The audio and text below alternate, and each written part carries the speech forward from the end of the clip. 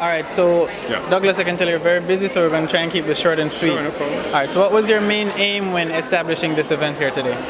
Well, establishing the event, our primary objective was to facilitate conversations in the industry, to have people who are either involved, looking to get involved, or just curious, also have the opportunities to meet and talk to people from abroad who are also in the industry or looking to see what the opportunities are in Jamaica.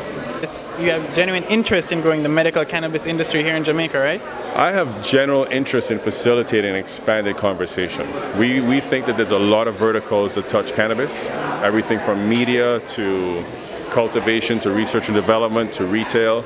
So we're not really focused on any one particular aspect of it, whether it's medicinal or recreational, what have you. We want to have people come and ventilate and explore and learn and become enhanced by what those opportunities are for them. Okay, well, what are your thoughts on the events going on so far? Well, it's not really for me to say. I think the discussion has been very robust. The feedback I've gotten is that the content has been very fulsome, very enlightening, and I think that people have made some very good connections here. So from that perspective, we feel good that we've checked the right boxes relative to what our objectives are.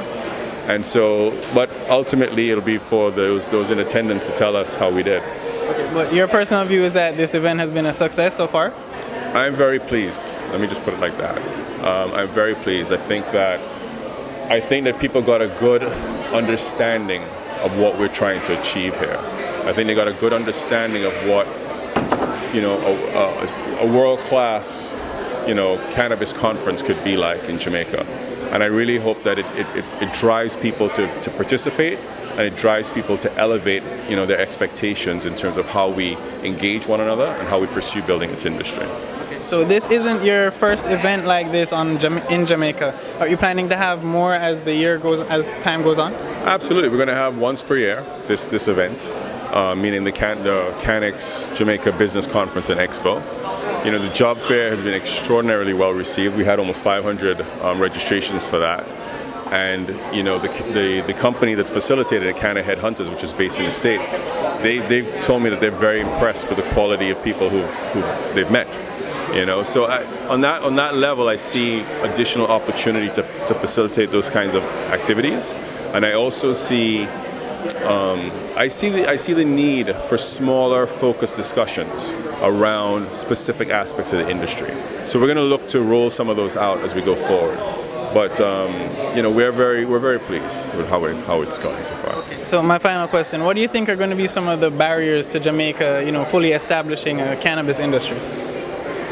On one level, and a very simplistic answer to that is overthinking it. There are a lot of models that exist that could be tweaked. There's no need to reinvent the wheel, as you will.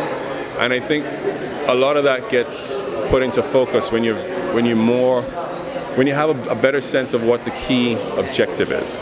And when you really look at this as something that can benefit so many people in this country, I mean, from their health perspective, from a GDP per capita perspective that would allow the government to invest more in services, and from a job opportunities perspective, and from even a small business perspective. And what touches all of those things is hope. I think there's a lot of people in Jamaica that have unfortunate circumstances as such that they plow through the day, they plow through the week, they plow through the month. They're not sure on Monday how they're getting to Friday. And when you see something like this that can offer self-directed prosperity, it suggests that there's hope. It suggests that I can go into my own business with something that I know somebody who was on the wrong side of the law at one point, but now they're on the right side of the law and they're thriving. And that has an incredible impact on lifting people. You can have one success story that inspires 50 people. And all of a sudden, those 50 people are working, they go about their day, they're applying themselves, they're looking to expand their minds in a different way than when they had no hope or when they had nothing that inspired them.